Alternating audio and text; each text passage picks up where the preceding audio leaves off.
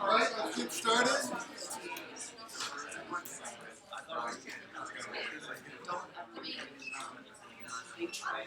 So just a reminder, so you just did Lab 8, it'll be due Sunday next week. You place the lab, you get together with your groups, and you go out and start taking data on the system that you will use for your final project. Of course, you don't have to do that during the lab period. You can do that whenever it's convenient, but we sort of use that time as kind of a formal time as a placeholder for you to do that if you're looking for time to work together. Also, the TAs should be available so that if you need additional help during that period instead, like, oh, I've already taken my data, but I don't really know what to make of it. What do you think I should put in my input report? Those sorts of things, that would be another good thing to use for next week's lab. And then the lab report for the thing that's in place of next week's lab is the input modeling report, which is that short document where the details for how it's formatted are online, but it basically is going to have about a paragraph where you sort of propose your system, and then some plots of the data that you've taken on potential inputs that you'll use in your model, and some fits that you've done to sort of show us that you are on your way to being able to parameterize a model that you'll end up building. Then after that, so the week after next week, that's when we'll do Lab 9. So Lab 8 has been primarily focused on the input analyzer. Lab 9 will be focused on a tool called the output analyzer, which helps you, after you've built your simulations, running multiple simulations and comparing across them. And so you won't build a model there. You might do some small modifications to some models. We'll provide some relatively complex models that would be difficult to experiment on manually and show you how the output analyzer can automate running those experiments for you and generate data for you. And then in Lab 10, it covers some more advanced topics of ARENA that you haven't seen before that might be useful to you. There's a significant bonus in Lab 10. There's basically like a Lab 11 built into Lab 10 that you can choose to complete that gives you, almost another full lab's worth of bonus points on top of that. And then that will be the last lab. And then so the last 2 weeks before your final project in those lab spaces, it will just be open labs. And so you can meet with your TAs or meet with yourselves, or just make use of that time however you'd like. So there's not going to be a formal assignment or any formal deliverables. So it's basically all the efforts focused on making sure you have the support you need for your final project. Then final project, already kind of gone over all of this. The big deliverable to worry about due technically tomorrow. Although if you turn it in a little bit late from that because you had trouble scrounging up things, that's okay. But basically, I've already started to put these groups together on Canvas for those who've already submitted this thing here. So I posted an announcement to the 8 a.m. lab that there's about 18 people that currently haven't submitted this, and so I know that's going to be like, it'll be like 3 4-person groups and 2 3-person groups. That's the only way to make those 18 people go into that, unless some of them join a group from a different section. So I already have some idea of how many groups will be allowed. The only lab that's really constrained is going to be the 8 a.m. lab, although don't quote me on that, but it looks like right now we've got a lot of room left in the 12, 15, and the 3. So if you're really having trouble finding a 4th, if you send me an email, I might be able to tell you you can just stick with the 3 that you have. But I may have to add a 4th later if it looks like we've got stragglers who really just couldn't find anybody. So that, try to submit your names of the team members by Friday night. And then the second deliverable after that, which is about like a week and a half later, is again that input modeling report. So you can view that as kind of the lab report for next week's non-lab. And so that's why it's about a week later. So those are the 2 things to worry about. And then after that, you don't have to worry about the final project until the last week of class, where you do your presentations and then your final report. So any other questions about the final project? Yeah. So labs 9 and 10 are just working on the final project? No. So labs 9 and 10 are actually proper labs. Okay. But then the 2 spots after that will actually just be open for you to work on your labs. Okay, so are labs 9 and 10 already on? I've actually, this morning I put Lab 9 up, but I don't have a video, but I plan to actually grow the presentation to be a little more instructive and put a video up. Lab 10 I haven't released yet, but I'll do that soon. Any other questions about the labs or the report? Yeah.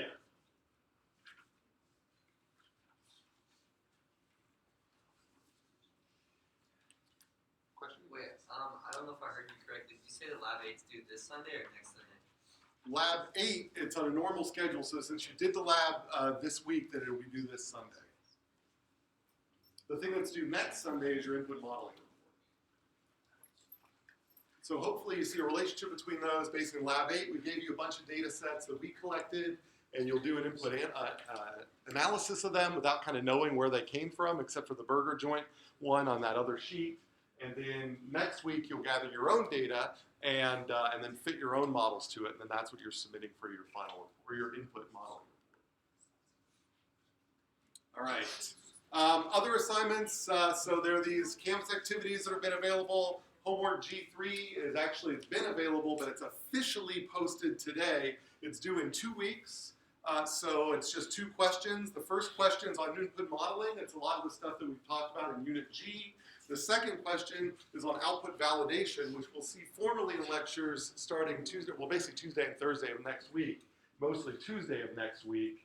So that's why you've got sort of this extra time here. And then the other homework, homework J2, will be released after that one.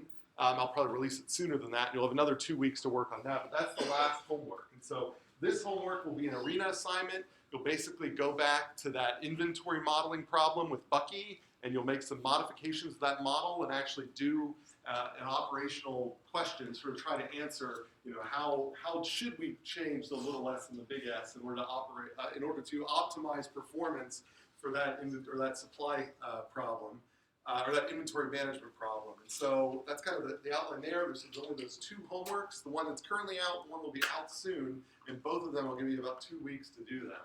So there should be plenty of time there. But we should be pretty light on deliverables from here on out, so that you have plenty of time to think about your final projects with your groups. So, and then don't forget also that as the syllabus mentions, that labs, we have this 2-drop policy as well. So keep that in mind when you're sort of, weighing the opportunity cost of these different assignments. All right, so if no other questions, then so we're going to move into the more quantitative side of input modeling now. So we've been kind of marching from data collection through finding a probabilistic family and now quantitatively evaluating our choices to see if we need to go back to the drawing board. So, to motivate this idea of input modeling, so we've got our generic process like a single server queue. We know that in a specific case, we say, well, okay, so in like 470, you might say, well, there's exponential arrivals here, there's exponential service times, so this is really just a queuing node that we described in this so-called Kendall's notation as an MM1 queue. Those M's, that M in the first case stands for Markovian or memoryless, and that just is a shorthand for saying that's an exponential, and so that works for both of those right there. And so this is just basically saying you've got a Poisson process that generates arrivals and an exponential that handles service, and that's the input models that are chosen for this node. So Kendall's notation allows us to summarize these 2 input models succinctly for a node that might show up in a queuing network. But there are other things we could put in there, like we could put a D for degenerate or deterministic. So we might model this service as taking always 3 minutes, never any variation whatsoever, in which case they have a name for that, an MD1 queuing node, an MD1 node. Or we could flip that. We could say, well, arrivals always have exactly 3 minutes, but once they arrive, then there's variation in how they're serviced. And so that might be a DM1 queue. So the picture always stays the same, but the distributions that go inside these nodes keep changing. And that's input modeling, is figuring out those distributions. And they can get pretty exotic. So like in this case here, this is a more advanced Kendall's notation, m to the x ek1, and that coding means that we have an arrival process that is exponential in inter-arrival times, but batches arrive, and the number of entities in each batch are distributed according to whatever distribution is encoded in this exponent up here. And so this, and then EK, that's actually telling me that there's Erlang K distributed service times in here. And so you can get, so there's a lot wrapped up into this notation, but again, the thing up top stays the same. And so we wouldn't have all these different notations if they didn't matter. And there's even more of them. If you just Google for Kindle's notation, you can find like just a Wikipedia page. And here's the sort of decoding of Kindle's notation. And so here's all of the things you can put at the arrival process, all the things you can put in the service process. And so you can see it's pretty complicated. But again, the crazy thing is the diagram you would draw in Arena would always look like this, regardless of what choices you made here. So apparently it matters which choices you make here. You'll get very different results if you have different distributions in this box or in that box. And so input modeling is how do we choose those to make good choices. And so we've covered the data collection step, which you'll become more intimately familiar with as you move into your input modeling report. And we've now, also last time we covered how to just sort of pick coarsely a distribution of family. And now we want to say, now that we've picked a family, how do we choose parameters for that family? And then how do we evaluate our choices in terms of goodness of fit? And we'll have practice at this in Lab 8, in Homework G3, and your input modeling report. And so are there any questions about this basic idea? Are people sort of comfortable with this idea of input modeling and what the inputs aren't entities anymore, they're distributions. Question? Quick question about like bimodal distributions and when you have to separate them into like different categories. Why would there be the need to do that if like a single distribution by itself already captures like the variability in the classes? Well, I guess, so I'm not quite sure I understand the question, but I think that what you're saying is sort of like, why do we, like for the arrival process, have all these different distributions? Is that what you're sort of... So, for example, like with the metal detector example, that you see how like you right. separated and like, gotcha. So going back, so you're saying if I could model that bimodal distribution as one distribution here, why go through the process of breaking it up into a low mode and a high mode?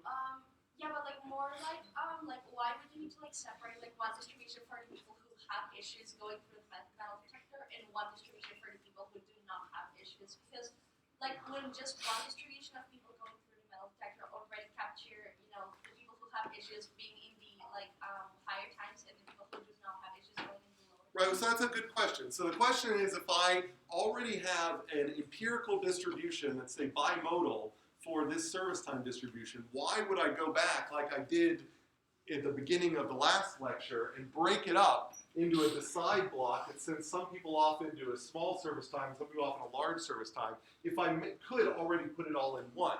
And so sometimes it's really okay to leave it in this simplified form, but the downside of this is that this kind of hides some apparently important features of the system. And to me, I want the things that parameterize these little blocks. I mean, the reason in 470 you talk about these being queuing nodes and they're linked together into networks is that you kind of want the things at the nodes to be as simple as possible. And so it's ideal that you build a model so that you end up having these kind of unimodal distributions in each one of these nodes that are kind of recognizable. And it's kind of like at that point, in order for me to reduce it any farther would require me knowing a lot more physics about the system. Whereas if I go from just simply, well, if I got a very clear bimodal distribution that I can reconstruct by just adding in a probability that sends them off into a high mode or a low mode, then that actually, I want to see that structure. So it's sort of what do I want to communicate to my reader, and what might I accidentally be kind of overfitting if I just load all the data into here versus finding coarser models that I can manage to fit to this. And that's kind of the bigger point. And this is a little more nuanced. Part of the reason why we have each one of these distributions is that each distribution really only takes, say, one or two parameters. And so it's true that I could use an empirical distribution here, which effectively takes all of my data as a bunch of parameters and fits it into here. But if I could manage to find one or two distributions that are each parameterized by one or two parameters, then even if I haven't seen data in the real samples, my models still have the possibility of generating those rare events that I didn't see but are consistent with the things that I did see. And so it's always better to simplify your models as much as possible, and counterintuitively, making the diagram more complicated can actually make the model simpler. Because instead of saying I have a general single server queue with some service time that I can only describe by drawing, I can say, no, I actually have two queues that are linked together in this particular way, and each one of them have an exponential, but the exponentials have different rates. And that actually ends up being simpler and wraps our head, but allows us to better conceptualize the system. So whenever possible, break your diagrams up, but you only have to break them so far that once you get to the point where every single node in your diagrams could be parameterized as something you recognize as like one of these fundamental tools, like an exponential or a Weibull or whatever, you probably don't have to go any further. But if you've got multimodality, you're probably missing something, and it might be important to put it into the diagram. So that's what I was trying to communicate last time. All right, so like moving on for today, so now we have to actually say do this quantifiable stuff, and so that we're going to end up revisiting some of our stats, and so in order for us to really understand like goodness of fit, which is what we're going to here, is kind of shifts us from hypothesis testing into this new sort of thing where we actually are trying to support hypotheses. So before, it was always, how do I reject this thing? And do I have enough evidence to reject? From this point, we're trying to actually build up evidence, and we've learned up to this point statistically, it's always dangerous to make any claims if you can't reject a hypothesis. And I want to make sure that we understand that danger and understand ways in which you can mitigate that danger. So I want to ask you guys, I want you to take 30 seconds to sort of talk about with yourselves, what is the meaning of what we mean by level of significance or type 1 error rate? And another way to say that is what happens to hypothesis tests when alpha is brought all the way to 0? Or the other side of that, what happens to them when alpha is brought all the way to 1? How do they behave differently when they're at these two extremes? And how does that sort of, informed by our definition of this? So just try to remember what this is. Take 30 seconds to remind each other. Try to answer these questions, and I'm interested to see what you guys think.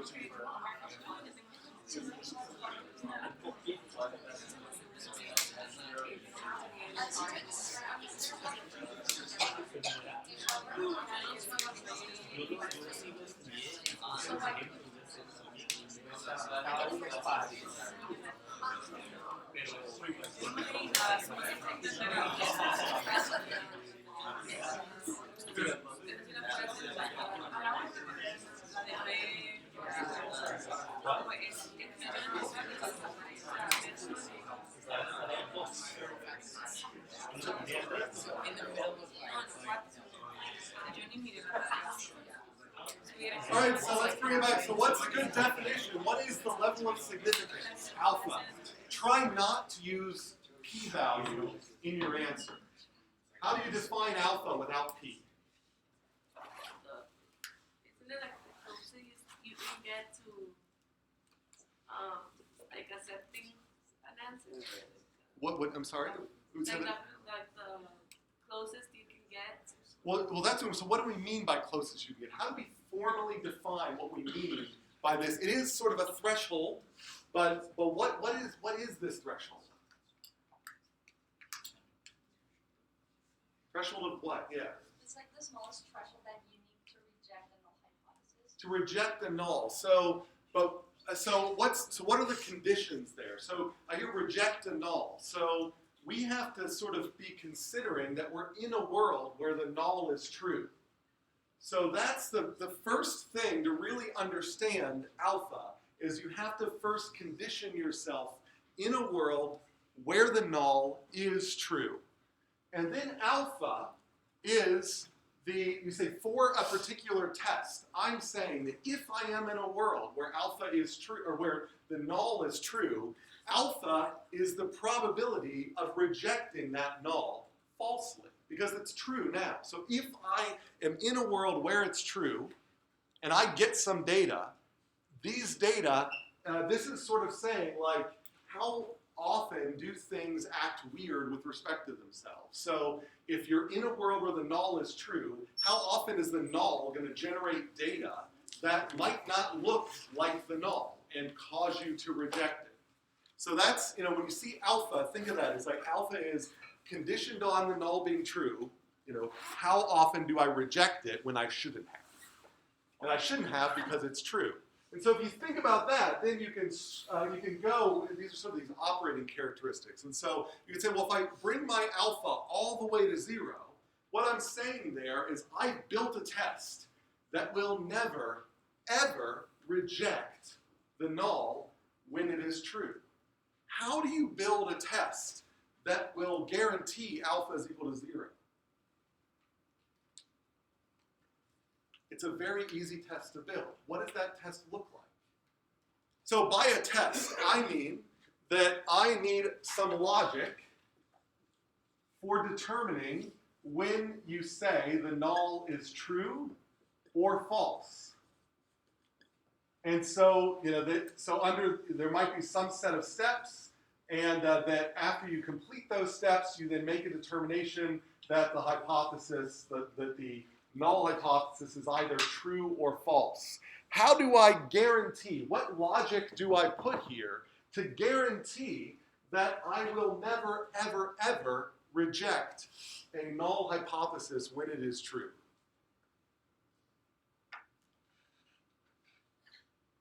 Anybody? I can wait. Yeah. Confidence interval? I'm looking for something even simpler than that. Yeah. Just accept everything. Well, yeah, so I wouldn't say this, but reject nothing. Oh, okay. Yeah, so right here, this is just saying I can build a test that just rejects nothing. It just always, it always is inconclusive. And if you do that, if you never, ever, ever reject anything, you guarantee that your alpha of that test will be equal to 0. So on the flip side of that, how do I build a test whose alpha is equal to 1?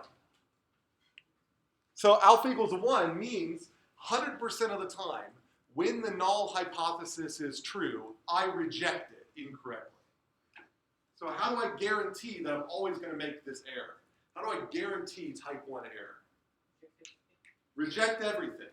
Right. So this is, you could say accept or reject nothing and reject everything. And so we know that the optimal test is probably somewhere in between.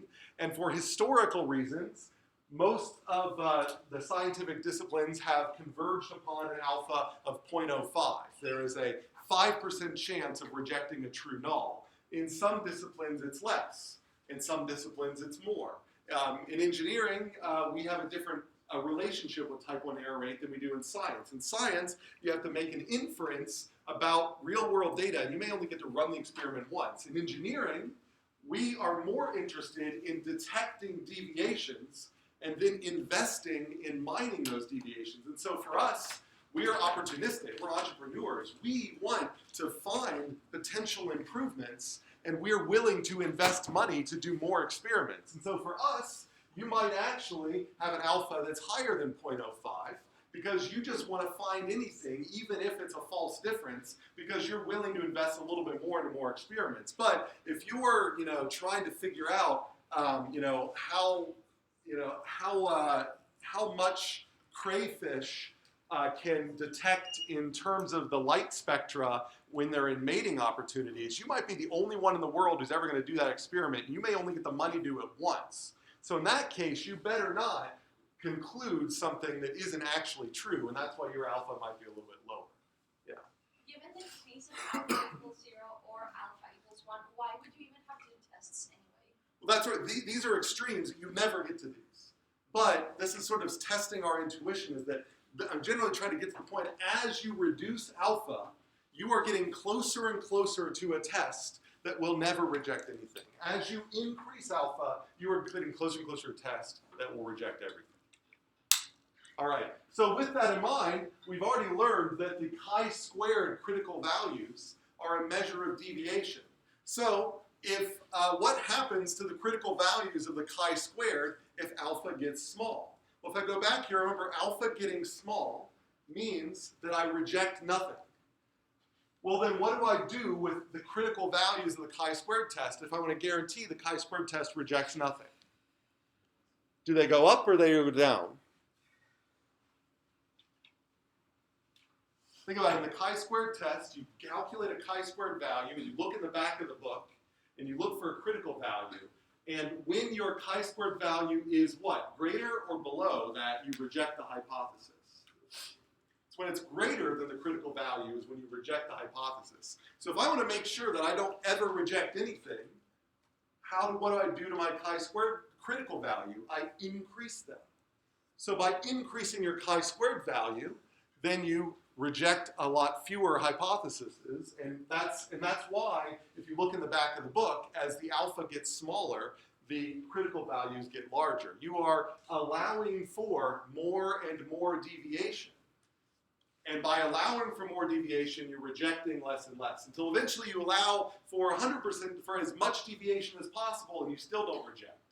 So this alpha is our generic stance on how much we can deviate from a null and still be okay with it. And then as we go in and build these tests, then we have these more concrete stances. And so in the chi-squared case, if I want a small alpha, I need a very, very high chi-squared. Or like, same thing with the KS test. If I want a small alpha, I need a very, very high D star. I need a very, very high KS critical value. And the flip side is true too. If I want alpha to get very, very large, I'm rejecting everything. So my chi-squared will go down to 0. And once chi-squared is equal to 0, or once the chi-squared critical value is equal to 0, I don't even have to run the chi-squared test because I know I'm going to get some value that's greater than 0, and it's going to be rejected by the chi-squared test.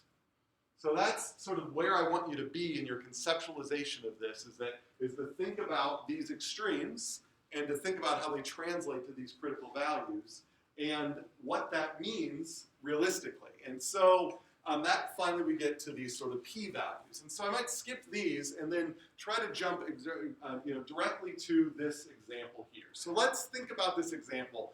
Let's say I had a coin. I don't have a coin on me, but once upon a time people carried coins with them, and I could get this out and flip a coin. I could flip it twice, and it might come up heads twice in a row. And so I'm interested in knowing, like, heads twice in a row, is this a fair coin? I just ran an experiment, and it came out heads twice. And so I want to evaluate two hypotheses. Now, this is a goodness of fit test. And so I am less interested in rejecting a null and more interested in finding evidence to support one of these two models. These are models, really. And in one model, I have a fair coin. In the other model, I have a biased coin that only comes up heads. Now, the weird thing here is if I run a binomial test, so hopefully if you remember these things from like 380, you can run this thing. It's a binomial test is basically I put in a hypothetical weight of the coin, in this case a fair coin, so 50% probability, and it gives me a p-value corresponding to that null. So the null here is a 50% probability, the null here is a 100% probability of heads. And the p-value corresponding to this equal probability comes out to 0.5. Now that's greater than 0.05, so I'm not rejecting that hypothesis. But then I calculate the binomial p-value for the hypothesis that it's a biased coin that only comes up heads. And my p-value is 1. So now I have a much higher p-value for this hypothesis. But this seems weird to me because I'm pretty sure that if I did have a coin and I flipped it twice, this would not be a weird outcome. And this p-value kind of tells me that it wouldn't be a weird outcome, that those data are very consistent with this hypothesis. Now, if I blindly look at p-values, I might want to choose this hypothesis here. but my intuition tells me that it's probably jumping the gun to saying that this is a biased coin just based on 2. So what's going on here? What's wrong with my experiment that is not allowing me to properly discriminate with these things here?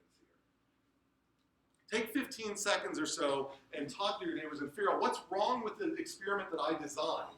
I flipped the coin twice, and it came up heads both times, and I just do not trust the outcome here that this is the best. So what did I do wrong if we assume that I'm correct, that my test is somehow broken? How do I need to redo my test in order to better discriminate between these two hypotheses? Go ahead and chat with your neighbor.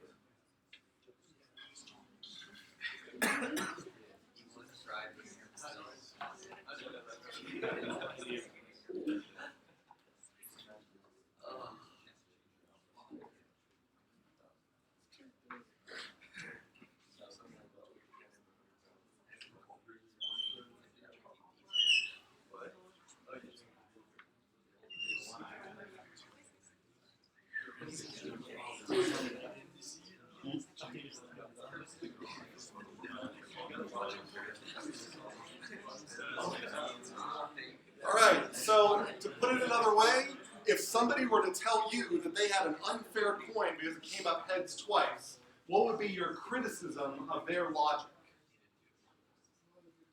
I need to do it more times. So that's the answer I'm looking for here. If you have very little data, your p-values are always going to be high. Because a p-value says, based on this null and these data you gave me, what's the chance that you could have gotten this outcome? Well, it's possible to get 2 heads a lot of the time. But so if I have very little data, I can't really trust p-values unless they're below that alpha level. If they're above alpha with little data, I can't trust this. If I were to continue to do this and flip the coin a lot of times, then maybe I could trust this again.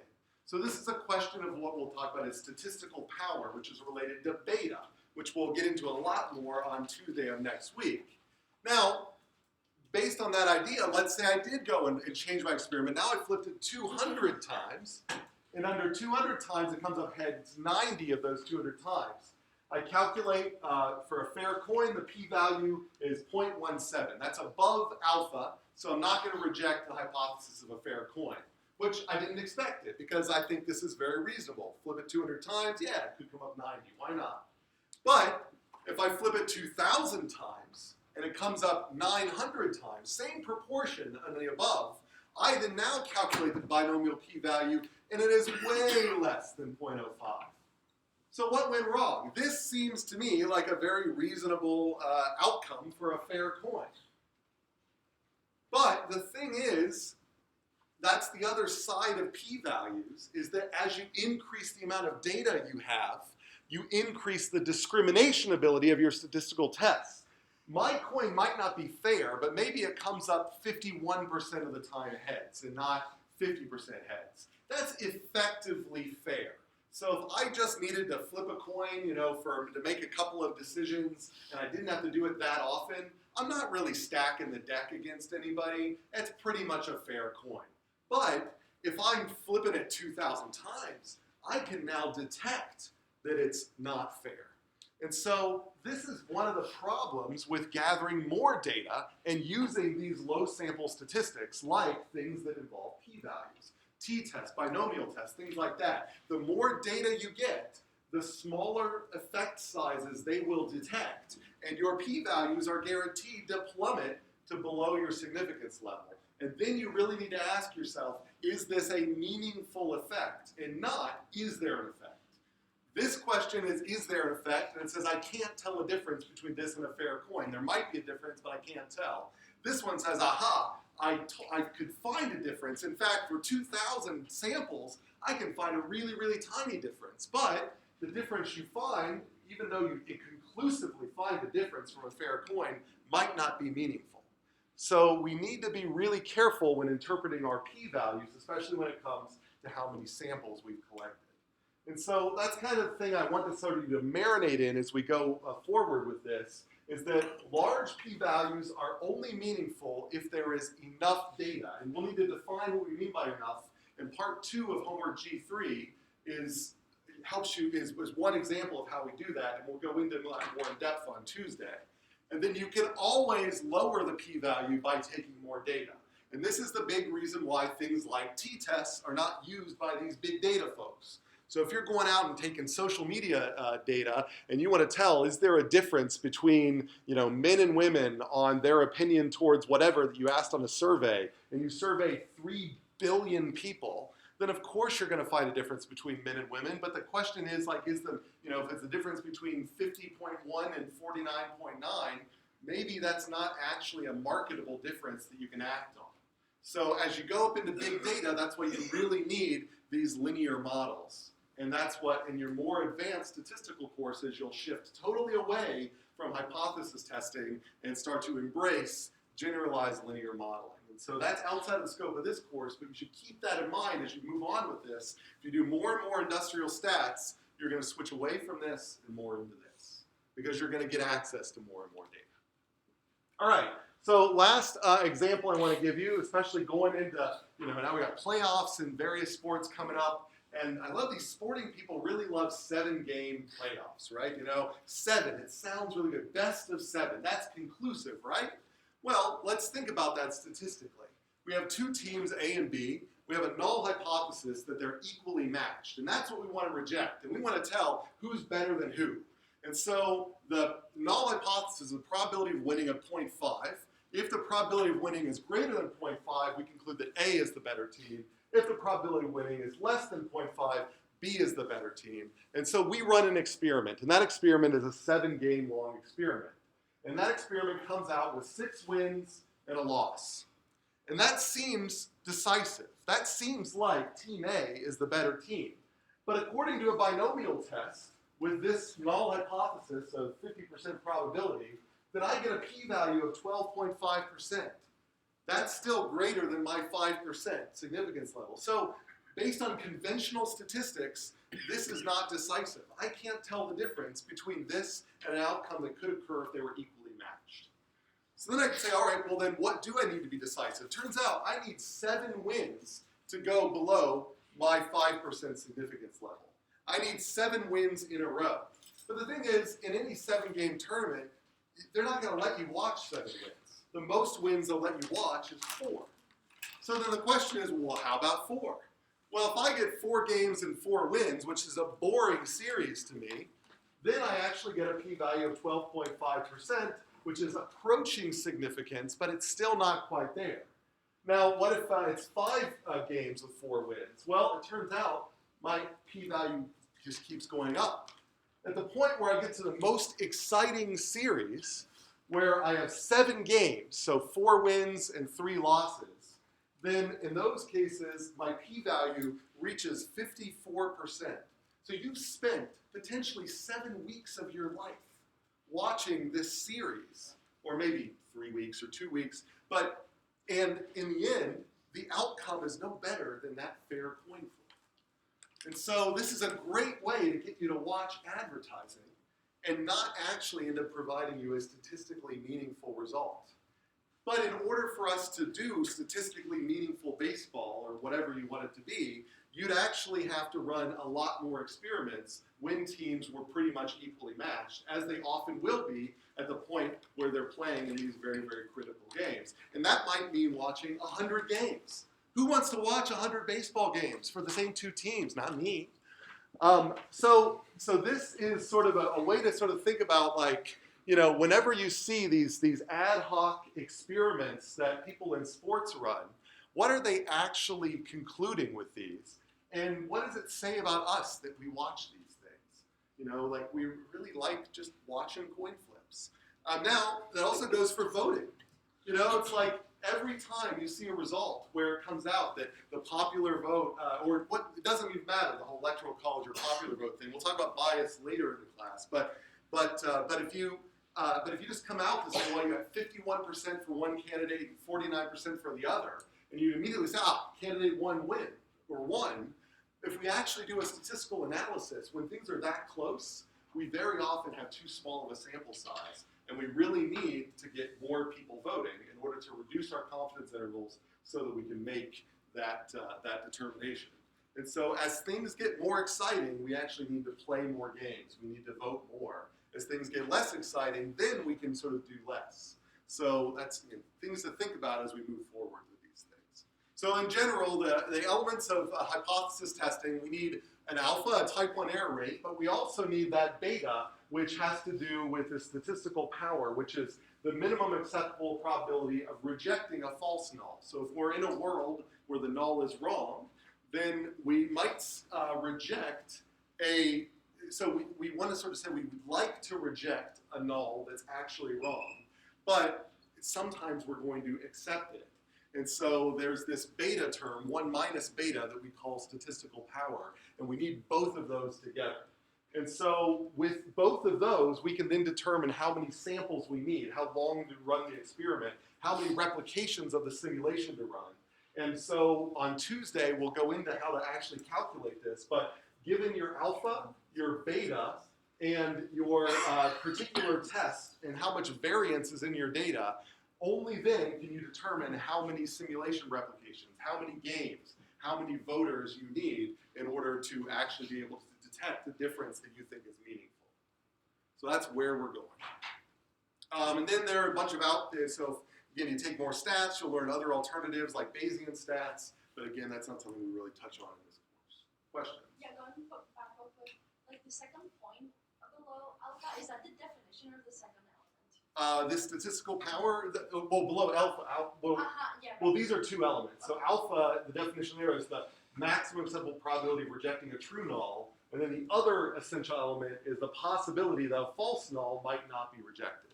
So I need both alpha and beta when I'm considering my hypothesis test. And so hopefully by the end of next week, you'll have a very good handle on what those two terms are, and you'll know when to ask for more so-called statistical power. All right. Okay, so where we've gone so far, we've done our QQ plots, our PP plots, the fat pencil test, and all of that. But now we want to make it more quantitative. And so how do we choose parameters for these things and then evaluate our choices? So once you've got, like you said, oh, I want a binomial, well, there are certain parameters I need to choose for that binomial. And sometimes they'll have physical meaning, like how many trials, how many games, and what's the probability of each trial coming up 1 or 0. And sometimes they have less physical meaning, but more just shape meaning. So what is the range of the uniform distribution? Where is the mode of the triangle? Where is the mean of the normal? How in the beta, this beta distribution, which is a really useful distribution when you have continuous variables that are bounded, there are these alpha and beta parameters which have no easy way to describe what they do, but they give you 2 degrees of freedom to change the shape to be about anything you want within a bounded range. And so we have these 2 types of parameters, we have to fit them together. And so of these shape parameters, we're often going to use the term location and scale. So a location parameter is like a generalized mean. It represents sort of the location a distribution is sitting. And so in a family of distributions that have a location parameter, then that means that I can take one of them and change its location parameter and turn it into the other. And a family that has a scale parameter is how you can take a distribution and stretch it or tighten it. And a family that has a scale parameter is one where if I take one member of those family and change its scale parameter, it turns into another member of the family. And so sometimes we use the term scale. It's just the reciprocal of the term rate. So I've often talked about the exponential rate. Well, if I were talking about the exponential scale, then that would just be 1 over that rate. In the case of an exponential, the scale is actually just its mean. And so the exponential is kind of weird in that it only has this single parameter. All other parameters we just group into something called shape. So as an example, so the normal distribution is a popular one, but it fits into a wider family of distributions that we call the location scale family. So saying the location scale family means that we have a distribution that has 2 parameters, one of them specifying its location. In the case of the normal, it's a mean. The other one, it's scale. In the case of the normal, it's the standard deviation. And if you were to change those parameters, you would just get another member of the location scale family. And so sometimes when we're writing proofs like, when will this policy work? Well, you say, well, this policy will work so long as the demand comes from a location scale distribution. So that's sort of like something that we'll end up saying. And then, again, the rate and scale, I already gave that explanation there. So those are some terminology that we use. Now, before we go into how to estimate these, we often first need to estimate these descriptive statistics. And so sample mean and sample variance. Now, everybody here knows how to calculate an arithmetic mean. Now, the reason I put this up there is that hopefully you remember from 380 and maybe 385 that when you calculate sample variance, you have to divide not by n, but by n minus 1. And so this is the so-called degrees of freedom of this variance. And I bring this up also because when we go to the chi-squared, we also have to talk about degrees of freedom, and it's very much related to this. So whenever we measure a variation, we have to ask, how did that variation happen? And in the case of estimating variance, when the mean is also estimated, knowing the mean basically takes away one of your data points. And so, in other words, if I know the mean and I know n minus 1 of my data points, I know the nth data point as well, because I couldn't have gotten that mean and the n minus 1 data points with some arbitrary nth data point. So knowing one allows me to solve for the other. So the variation that I see here is not actually being contributed to by n independent samples. It's being contributed to by n minus 1 samples. And if you don't divide by n minus 1, you get a biased estimate of variance. You can take this all the way down to imagine I only had one sample. Well, if I have one sample, then I can estimate the mean, and it's just equal to that one sample. But if I try to estimate the variance, then that one sample is actually, if this were, in other words, divided by n, or divided by 1, I would actually get a finite variance. But that doesn't make any sense. I took one sample. How could I possibly estimate my variance to be finite if I've only had one sample? And so it shows that by dividing by n, you bias your estimate of the variance. And that's why you have to divide by n minus 1. It's to account for the degree of freedom you've lost by estimating your mean from the data. You effectively lose a data point whenever you use that to estimate this. And that goes for not only continuous random variables, but discrete. So when you calculate your discrete random variables, you've got frequencies that add up to your total number of observations. And so the mean that you get is going to be the frequency of an observation times the observations, summed over all the observations.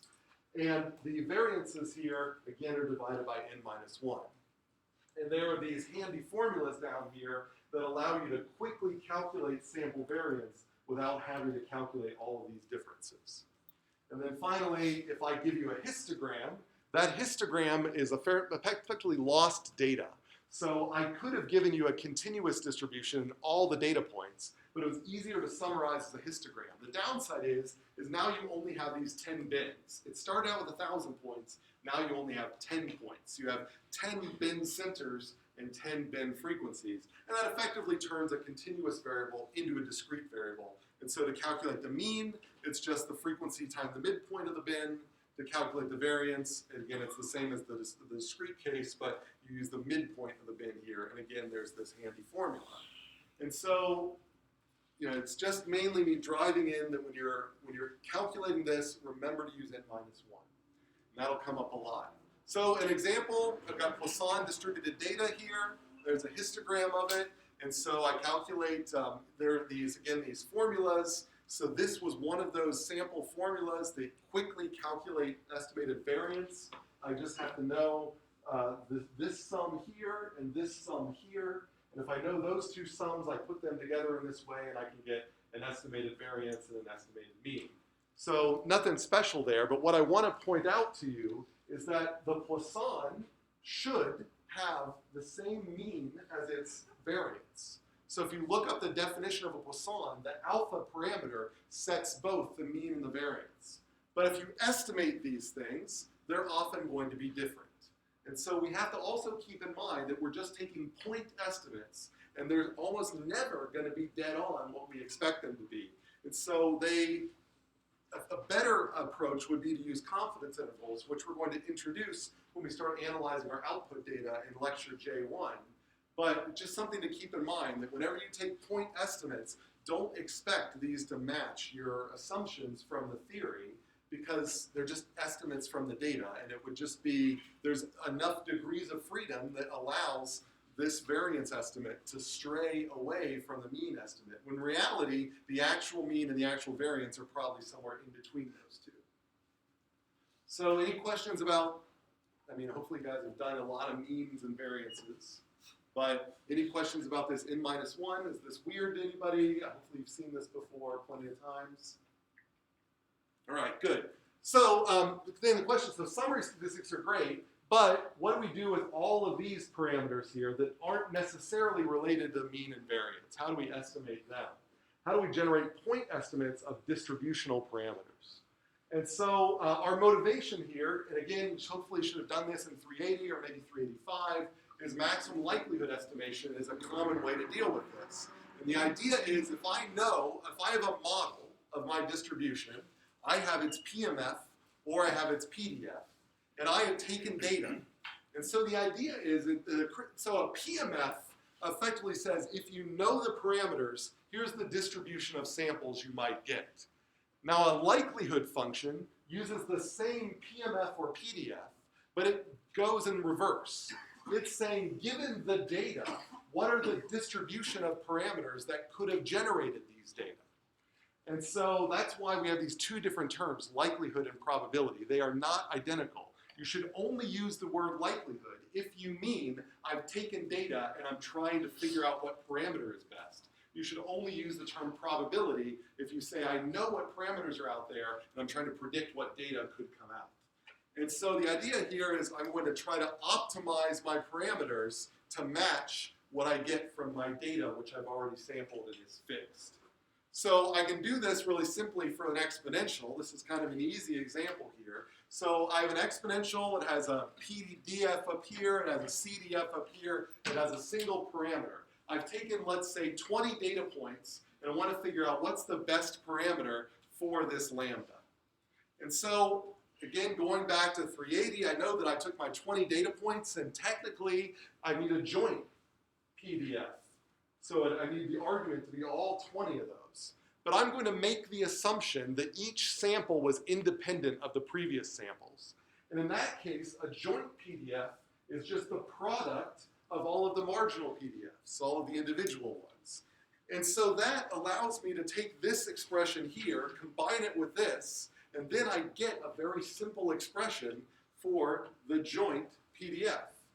And this is something that has a lambda that just shows up once. And so I can take the partial derivative of that thing and set it equal to 0. So that's all I've done. I've taken the partial derivative of that, and I get this expression. The stuff here on the left, there's no way that would ever equal 0. So really, I'm just setting this thing in parentheses equal to 0. And if you see, you can kind of see it here. If I set that equal to 0, I'm going to end up moving things around, and what my ultimate answer will be is this lambda hat is just 1 over the sample mean. So it happened to come out that the sample mean popped out in my maximum likelihood estimator, and it kind of makes sense, but this won't always be the case. So that's why we can't just rest on our descriptive statistics. So even though you've taken a descriptive statistics and you say, this is the best estimator of the mean, it is a wrong approach to just go and say, well, what is the mean of this variable? I'm going to just match things up so that these means match. This approach here actually takes the whole distribution into account and says, for the whole distribution, what's the maximum likelihood I'd get for these data? And it just happened to be, conveniently, that the means match up this way. And so, but again, I don't want you to generalize that lesson. I want you to generalize this approach of taking the partials, set it equal to 0, and solving for these maximum likelihoods. And so if you go into the book, they've done this for a number of different examples, Poisson, exponential, normal, log normal, and a bunch more. I've put the ones up here that are simple to summarize, but if you look at the bunch more that are in this table in the book, you'll see what I mean. That the maximum likelihood estimator may not have any real relationship to these descriptive statistics that you've taken. It just so happens that for these, they have a nice tidy relationship. So any questions about maximum likelihood estimation? feel like you could do that if you had to. All right, so let's get into the goodness of fit. So right now I've gotten to the point where we've now come up with a good parameter. And now we want to take that parameter and the distribution together and ask, is this a good fitting distribution to these data? So just because I picked the best parameter doesn't mean it's a good fit. This is like the worst. This right here could be the worst or the best of the worst worlds. These might be terrible choices, but for these terrible family choices, then these are the best parameters subject to forcing myself into these choices. So goodness of fit goes the next step, and it's saying, let's combine these two, your exponential choice and your rate estimate together, and see how well you did in fitting the data. And so that's what we need to calculate. And so goodness of fit tests are going to be used in your input modeling to evaluate your choice of the distribution, and also in output validation. What I mean by this is you're going to run your sims, it's going to generate data, and then you're going to compare that data to output data you took from the real system and see how well those fit. And so there's a question in the part 1 of homework G3 where it asks you to compare two things, like why would you use one thing over another? And I want you to keep this slide in mind when you try to answer that question, is that one of those scenarios I'm claiming will correspond more to one of these things, and the other scenarios in that problem correspond to the other of those things. And I want you to make that connection and see that in some scenarios you'll use one scenario, and the other scenarios you'll use another. And so that first question is effectively testing you on both of these things, even though you're still using the same goodness of fit test. So I'm just letting this sit here, because I'll get a lot of questions about that part 1. People say, I don't really understand what you mean by when would you use part A versus part B. This is the slide you should refer to. Okay. So the correct distributions, it's hard to say what correct means. So so I said they're kind of elusive or non-existent, and I hope the examples that I tried to motivate back in the stats review show that. So if I have very little data, my p-values are going to be gigantic. It doesn't matter what my hypothesis is. If I have very little data, I do not have enough evidence to reject anything, so I reject nothing. If I have too much data, my p-values are all going to be very small, which means that I'm detecting really, really small effects. And I might not care about those really, really small effects. So then everything is rejected. So there is a danger in depending too much on p-values. And so I need to sort of figure out ways in which I can fit models where the p-values are informative, but maybe not, ruling my entire process. So, now we're sort of revisiting these goodness of fit tests we've already used. And so this, before the midterm, we used a goodness of fit test to test for uniformity. And I remember showing this slide, but I had a slightly different prediction up here because it was adjusted for uniformity. And I said, what test should you immediately think of when someone says you're going to compare one set of counts to another set of counts? Whenever you hear the word count, you should think of this test. And that test is the chi-squared test. So the chi-squared test is a test that has been designed to compare counts. And we are now generalizing it from a uniform case to non-uniform cases as well. And so the chi-squared statistic, it's just comparing observed counts and expected counts. And in lecture I, we'll talk more about where this formula comes from. But the big thing I leave you to take from this is if your expected counts are less than 5, as they will be in that part 1 of your homework G3, you need to combine adjacent classes until the expected counts become 5 or more. In some other classes, you might have learned that it's a different threshold. I'm going with 5. That's generally what's kind of preferred in the scientific literature. It's what's preferred in your book. So even if you've heard 3 or whatever, you really, in order to really push this to 3, you need to apply something called a continuity correction. And we usually don't cover that in undergraduate level courses. And so 5 is really the conservative choice. So that's where we're using 5. If you've got an expected count less than 5, stop, combine classes before moving on. And the critical value you should conceptualize is the maximum allowable deviation under the hypothesis of the null. And so it has a certain number of degrees of freedom, and that degrees of freedom is reduced by your number of classes as well as the number of parameters estimated from data. And this, again, is for the same reason why we use n minus 1 when estimating variance. So in the degrees of freedom calculation, because all of our observations add up to n, we lose 1 degree of freedom off the bat. Like we just immediately have, because we know there's n data points, once you know n minus 1 counts, you immediately know the other count because it has to add up to n. And that's why the chi-squared starts at n minus 1 degrees of freedom, because that variation in that last class and that last bin doesn't matter.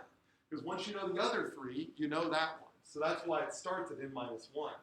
But if you've gone further and you've estimated a parameter from data, so for example, you might have calculated the mean of a normal distribution by calculating the arithmetic mean from data. Well, look, this too is a constraint, just like this constraint, where if I know the mean, I effectively throw away 1 bit of data. Because if I know every other sample and the mean, I know what this one's going to be because I can solve for it. So every time you estimate a parameter, you throw away a degree of variation. And that's why the degrees of variation for the chi-squared start with n minus 1, and then they subtract 1 for every estimated parameter. And that will be a key difference in that homework G3, is that in one of them you'll estimate a parameter, and another one you won't. And so you'll have to make sure you change this parameter. And so if your degrees of freedom goes all the way to 0, what that basically means is that you've estimated so many parameters, you've basically taken all of your data and encoded them into your parameters. And so having a degree of freedom equal to 0 is like going to set your chi-squared value, chi-squared critical value equal to 0. So in other words, if I have encoded all of my data as parameters, there better not be any difference in the expectations, because I've basically just transformed data from one point into parameters another point, but they have the same amount of variation, and so I shouldn't expect the observed and expecteds to be different. And that's why we sort of always want these degrees of freedom to be as high as possible. As they get lower and lower and lower, then our test is going to get harder and harder and harder to meet. So as examples of this, so if I've got a normally distributed hypothesis, but I end up choosing for my mean and standard deviation, the sample mean and sample standard deviation, then I need to make my degrees of freedom in the chi-squared test n minus 1 minus 2, or n minus 3, because I estimated 2 parameters. But instead, I might have said that, well, I don't actually care about the normal distribution in general. I care about one particular normal. And so this is like, somebody said that the output needs, in order for your simulation to be correct, it needs to generate data that are normally distributed with a mean of 5 and a standard deviation or a variance of 2. Now at that point, these are not estimated from data. So when I do the chi-squared for this test, the degrees of freedom are only n minus 1. So I only penalize when I estimate. So these look very similar. They're both testing a normal distribution, but I estimated parameters here and I didn't here, so that's why I've got the extra penalty. And then I've got other examples here where sometimes it's confusing because if you have parameters that are not estimated from data, they don't penalize. So as an example, if I'm testing against the uniform distribution, my A and B, the outside of the ranges, aren't estimated from data, even though I might have sort of estimated them from data. I didn't arithmetically estimate them. There's no constraint that they now have to lie on. But for like a triangular distribution, the mode I do more tightly estimate from data. So if I'm testing a triangular distribution, I have a penalty of 1. But if I'm testing, but only for that mode, not for the outsides of the range. So, are there any question about choosing your degrees of freedom for the chi-squared test? It'd be a little murky deciding which one's estimated and which one's not. All right. So this is the example I gave before the midterm for testing for uniformity. And so give a bunch of data, choose 4 classes to put those data into. I count how many data points fall into each of the 4 classes. And for a uniform hypothesis, the expected number that falls into each class is just n times 1 over n, because 1 over n is the probability that I get if I were to integrate under this whole interval here. And so then I end up saying that should be 7.5 in each one of those. Now 7.5 is greater than 5, so I'm allowed to continue. So then I calculate my chi-squared statistic, I compare the chi-squared statistic to the table, it's greater than the maximum allowable difference, and so I reject uniformity. So the question is here then, what do I do when I'm not just testing for uniformity, I'm testing for triangularity or something like that? Well, in that case, I have to calculate the probability that my samples could have fell in that interval and then multiply that by the total number of samples, and then the test is identical. And so for a discrete random variable, you just add up all of the outcomes that land in that interval, and that gives you that probability. For a continuous random variable, I take the integral under the density function just for that interval, and that gives me that probability. If I've given you the CDF, then you can end up just subtracting. So for a continuous one here, you can just subtract the boundaries of the interval. So if you want to know what's the probability that a certain number of points fall between 2 and 3, I just take the CDF evaluated at 3 minus the CDF evaluated at 2. As an example of that, imagine I want to test for an exponential distribution. I've been given a certain amount of data. N observations have been binned into 10 intervals. Now, as a quick check, how many people say the number of degrees of freedom for this test should be 10? How many people say it should be 9? How many people say it should be 8? All right, I see like one hand, so I'm going to go back. How many people say 9? How many people say 10? 9? 8? This is fun. Okay, so the idea here is that I made 2 years part of the hypothesis. It is not estimated from data. So the right answer here is 9, because it's 10 bins minus 1. I didn't estimate anything from data, so I don't do any more penalizing. If I would have left this part out, and I had to estimate these from my data, then I'd do one more penalty and it would have been 8. Questions? So bottom line, if you estimate from data, you're going to penalize with 2 degrees of freedom? It's how many things you estimate. If you estimate 10 parameters, then then you do n minus 1 minus 10. So it's however many parameters you estimate. Here I estimated no parameters, but if I would have estimated this parameter, that would have been 1 parameter. If I estimated 2 parameters, it would be an additional 2. So it's going to be n minus 1 minus however many parameters you estimate. Then I go on, and I've given you the PDF and the CDF, and so in order for me to figure out how many sit in this bin, this 2, 3 bin here, then I could take the integral underneath the PDF between 2 and 3, or since I've given you the CDF, I just evaluate the CDF at 3, I evaluate the CDF at 2, and I get about 14.5%. Multiply 14.5 by whatever the number of observations were, and that gives you my expected number. And then I could just go back and do exactly what I did over here. So that's the chi-squared test. The other modification that we'll do to the test we've seen before is just like before the midterm, if the expected number is less than 5, then we can't use the chi-squared. Now, it might be that you've clustered a lot of your things together, but if I end up getting degrees of freedom that, like, I've ended up eating up all of my degrees of freedom by bringing everything together, then I'm not going to be able to discriminate. So effectively, everything's going to look like a uniform distribution. So what other tests can I use? And just like before the midterm, we used a Kolmogorov-Smirnov test, which ordered all the data and studied their quantiles. And that's what we'll do here, but we make one tiny modification, and then you do everything just like you did before the midterm. So the idea here is, so the Kolmogorov-Smirnov test is a 1-sample test, which compares between the data and a reference, or a 2-sample if you want to test between 2 different types of data. And it's useful when small sample sizes, and we have no parameters estimated from data. In the scope of this class, if you've estimated a parameter, you pretty much are going to have to use the chi-square. In the future, there are options for this. And the idea here is I sort my data, I plot its empirical CDF like we did before the midterm, I plot a reference CDF like we did before the midterm, and I measure the difference.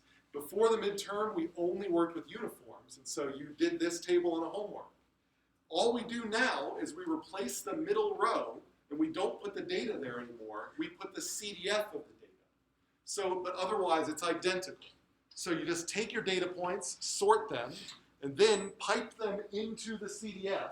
And that will give you numbers between 0 and 1, which will also be sorted. And then just do the exact same test that you did before the midterm. So it's a minor modification, but it allows this test to test for things other than uniformity.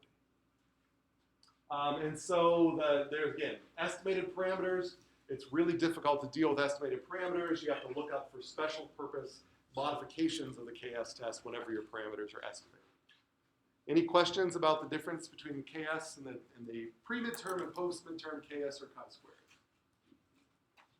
The only other thing that I want to leave you with today is there's two other tests that in modern statistical tools you might see instead of these tests or alongside of them. And the big difference is statistical power. The KS test has largely been supplanted by the Anderson-Darling test, AD. And the Anderson-Darling test works very similar to the KS test, but it changes some of the math behind the scenes to give it more statistical power. And what that means by more statistical power is that I can actually sort of generate more discrimination ability from less data. And so that's one of the reasons why you like the Anderson-Darling test. The other way to view it is if you're looking for support for a hypothesis, you need statistical power to conclude anything about high p-values. So if you get a high p-value and want to use that as evidence for using a distribution, then the better the statistical power test, then the better your conclusion. And Anderson-Darling is better than KS.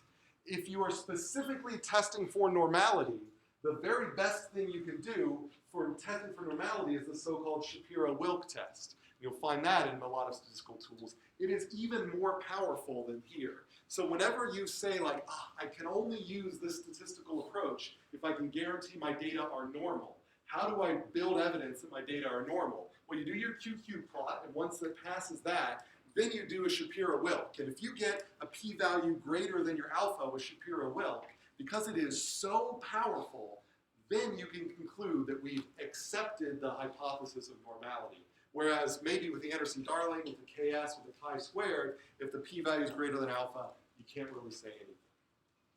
So that's kind of the summary here. We've kind of got over all of this stuff. Lab 8, the input analyzer down here in this, you should be pretty familiar with this now. You know it'll generate chi-squared and KS for you, so you don't have to actually do these numerical results yourself.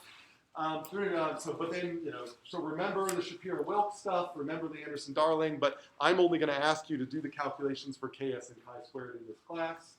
Otherwise, if there's any questions, you can come up and talk to me after. For the attendance question, then let's see how much you remember from the last minute. What test should you use specifically for the case of testing for normality? If you're looking for evidence in favor of normality, what test should you use? And it is not a test you'll ever have to calculate in this class, but it will show up in your statistical tools and you should recognize it when you see it. It starts with an S. It's a hyphenated name like all the others.